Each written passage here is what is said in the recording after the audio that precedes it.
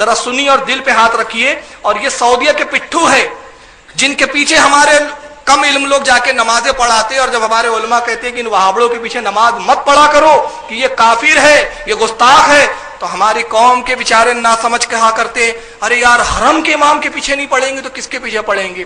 جبکہ ہر سال بتایا جاتا ہے کہ امام کا عقیدہ درست ہو تو امام ہوتا ہے.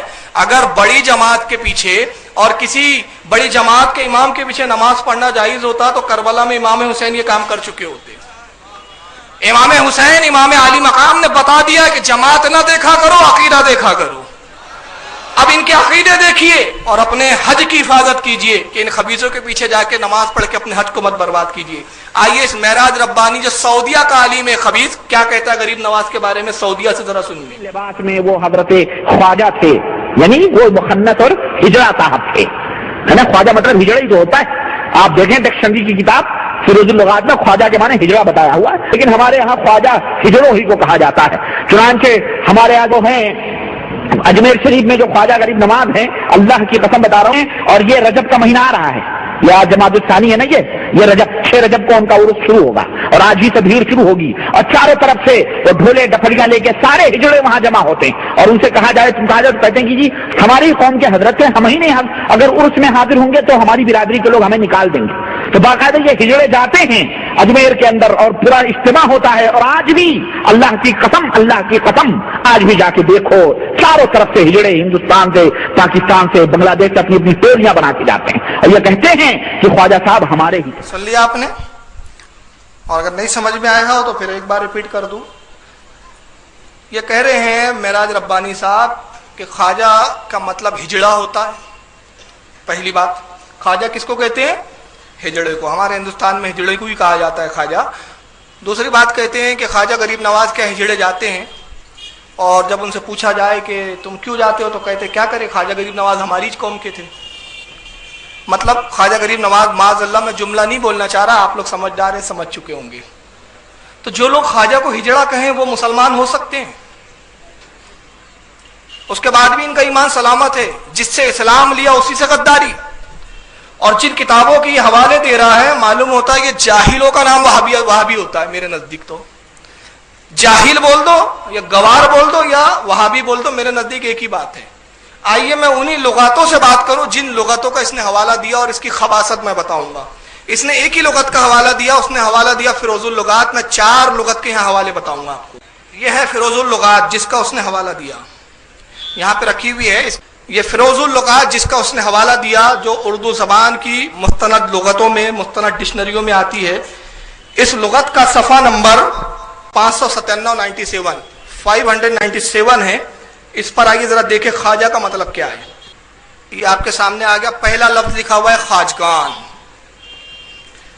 اور ڈکشنری میں لکھا ہے خواجگان خواجہ کی جمع.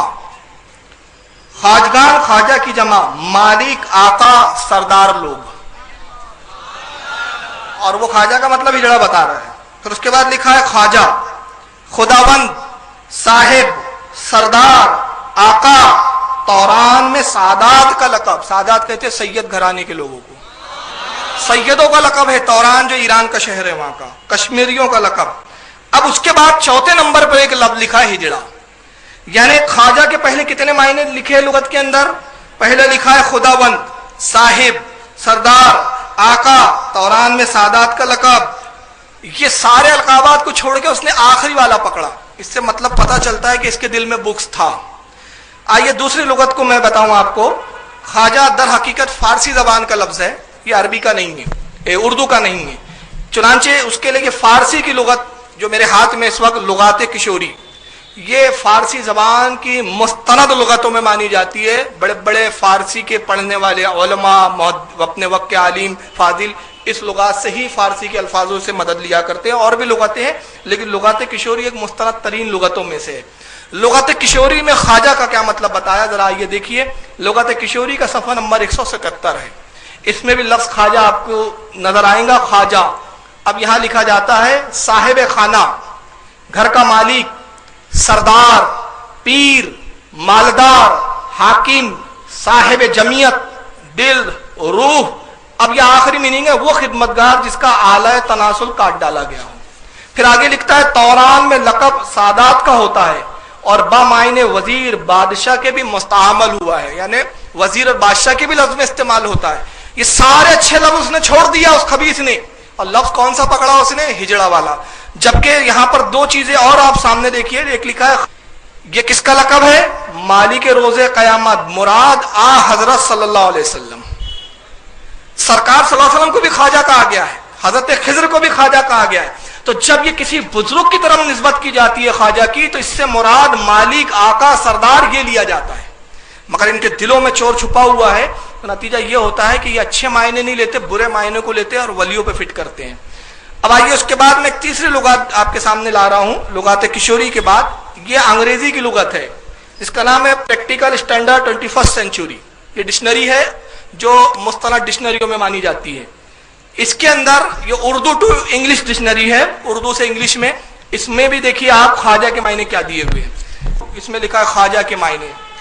خواجہ پہلا ورڈ لکھا ہے ٹائٹل آف ریسپیکٹ، یعنی تعظیم کے لیے یہ لفظ استعمال کیا جاتا ہے، یہ پہلا ورڈ دیتے ہیں۔ پھر اس کیا دیکھتے ہیں؟ Master, lord, reach person, tycoon.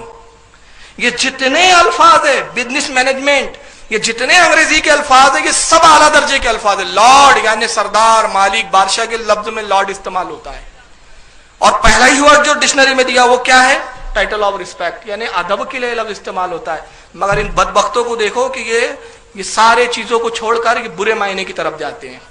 چلیے آگے دیکھیے، یہ تیسری میں چوتھی ڈکشنری بتا رہا ہوں، یہ بہت پرانی ہے میرے پاس اتنے سالوں سے کہ یہ رکھے رکھے بھی اب بالکل بوسیدہ ہو گئی۔ اس ڈکشنری کا نام ہے the students practical dictionary.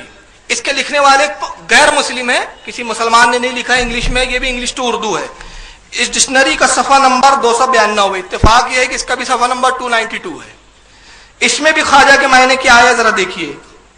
Khwaja a master, a man of distinction, rich merchant, اور اس کے بعد فوراً لکھا ہے خواجہ خضر، یعنی حضرت خضر علیہ السلام کو بھی خواجہ کہا جاتا ہے۔ تو یہ سارے اچھے معنی چھوڑے انہوں نے۔ اب میں اس کے بارے میں معراج ربانی سے یہ کہوں گا کہ اگر اچھے معنی چھوڑ کے آپ برے لیتے تو آپ کی حالت کیا ہے پتہ ہے؟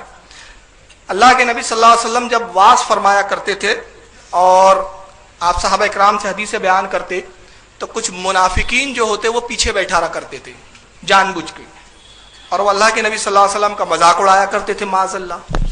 صحابہ اکرام رسول اللہ کی بیان کو اور تقریر کو سماعت فرما رہے ہیں، سن رہے ہیں، تو ہوتا یہ تھا کہ کبھی کبھی نبی پاک اتنا مشکل جملہ کہہ دیتے یا اتنی مشکل بات کہہ دیتے صحابہ کی سمجھ میں نہیں آتی، تو صحابہ اکرام کہتے رائنا یا رسول اللہ، اس کا مطلب ہوتا تھا اللہ کے نبی ہم پر رحم کیجئے، ہماری رعایت کیجئے، ہمیں ذرا آسان کر کے سمجھائیے، آسان کر کے بتائیے، ہم پہ کرم کیجئے، رحم کیجئے۔ تو منافقین کیا کرتے تھے؟ ان کی ڈکشنری میں، ان کی لغت میں کے معنی ہوتے تھے چراوا، بھیڑ چرانے والا، تو وہ اس کو کھینچ کے کرتے تھے رائنا یا محمد، اور پھر ہنستے تھے، مطلب یہ لیتے تھے اے ہمارے بھیڑوں کو چرانے والے، معاذ اللہ، یہ گستاخی تھی۔ ایک مرتبہ حضرت سعد بن معاذ رضی اللہ تعالیٰ عنہ، ایک صحابی تھے جلیل القدر، وہ ان منافقین یہودی تھے اور منافق تھے، ان یہودیوں کی زبان کو جانتے تھے کہ ان کی لغت میں، ان کی زبان میں اس کے معنی جو ہے وہ بدکار برے ہوتے ہیں۔ ایک مرتبہ وہ لیٹ آئے تاخیر سے سعد بن معاذ، اور وہ پیچھے بیٹھ گئے، تو اللہ کے نبی نے جب ایک بات کہی دی تو انہوں نے وہی پکار کے کہا چیخ کر، اور ہنسنے لگے، تو ان کو جلال آ گیا۔ سعد بن معاذ کو تلوار نکالی اور کہا بدبختوں میں تمہیں قتل کر دوں گا، تم اللہ کے نبی کی توہین کرتے ہو۔ تو انہوں نے کہا ہم تو وہی کہتے ہیں جو تم کہتے ہو، تم بھی تو وہی کہتے ہو، رائنا یا رسول اللہ، اللہ کے نبی ہمارے پہ رعایت کیجیے، ہم بھی وہی کہتے ہو۔ تو آپ نے فرمایا تم غلط کہتے ہو، تم کھینچ کے پڑھتے ہو، تمہارا نظریہ، تمہارا خیال توہین کا ہوتا ہے، ہم کہتے ہیں تو ادباً کہتے ہیں۔ بات گفتگو بڑھ رہی تھی، اللہ کے نبی نے جب اس شور کو ملاحظہ فرمایا، کہا سعد کیا بات ہے، کیوں جھگڑ رہے ہو؟ عرض کہ یا رسول اللہ یہ آپ کی توہین کرتے ہیں۔ انہوں نے قسمیں کھانی شروع کی منافق، انہوں نے نہیں، ہمارا مقصد توہین کا نہیں تھا، اور ہمارا مقصد یہ نہیں تھا توہین کا۔ تو اللہ تعالیٰ نے قرآن کی آیت نازل کی، سورہ بقر کی آیت نمبر 104 ہے۔ اللہ رب العزت سورہ بقر آیت نمبر 104 میں ارشاد فرماتا ہے یا ایھا الذین آمنوا لا تقولوا رائنا وقولوا انظرنا واسمعوا، اے ایمان والو آج سے رائنا نہ کہا کرو، بلکہ اس کی جگہ کہو انظرنا، اللہ کے نبی ہم پہ نظر کرم کیجیے، ہم پر نظر کرم فرمائیے۔ اور پھر قرآن نے ان منافقین کا حال بتایا، تو صحابہ جو کہتے تھے وہ بھی وہی لفظ تھا، मुनाफिक जो कहते थे लफ्ज वही था मगर नियतों में फतूर था, तो कुरान ने उनको मुनाफिक कहा। ख्वाजा के मायने अच्छे भी है। यहां से कुरान की इस आयत से साफ समझ में आ जाता है कि इनके दिलों में बुजुर्गों का ना अदब है और ना माज़अल्लाह बुजुर्गों की जो है ताजीम है। आइए ये ख्वाजा गरीब नवाज और इस सिलसिले को जिन्होंने इस्लाम दिया उनको माज़अल्लाह ये काफिर